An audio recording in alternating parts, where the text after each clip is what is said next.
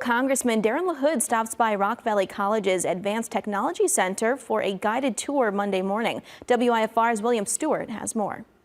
As Congressman LaHood toured the Advanced Technology Center in Rockford, Rock Valley College had one goal in mind: show the positive impact the facility and the college has on the city's economy.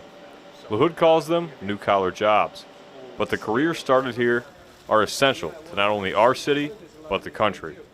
Those new-collar jobs are ones that we need now in our society.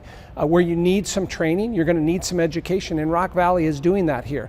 This Advanced Technology Center is put here for a reason. That's one observation. The second is just the top quality of teachers and professors and people that are doing it. These are people that have worked in the field.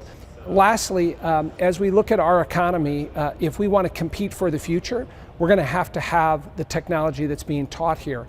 RVC President Howard Spearman believes that RVC's true value is the ability to keep Rockford natives in the area, and he wanted to make sure Congressman LaHood understood that. And so understanding that we provide the highest value that we could possibly provide to our community by training and educating our students so that they can still be employed at a high level in the community is valuable to us all. But Spearman says the college and the students need more funding to do that, which is where LaHood comes in. Professors at the school say he's began to fight, but he needs to do more to help the students as well. On the career and technical education side, getting our students funded.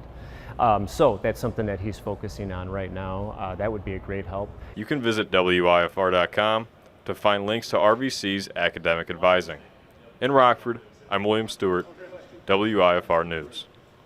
According to the U.S., the Bureau of Labor Statistics, May saw a total of 272,000 jobs added, which exceeds economists' expectations.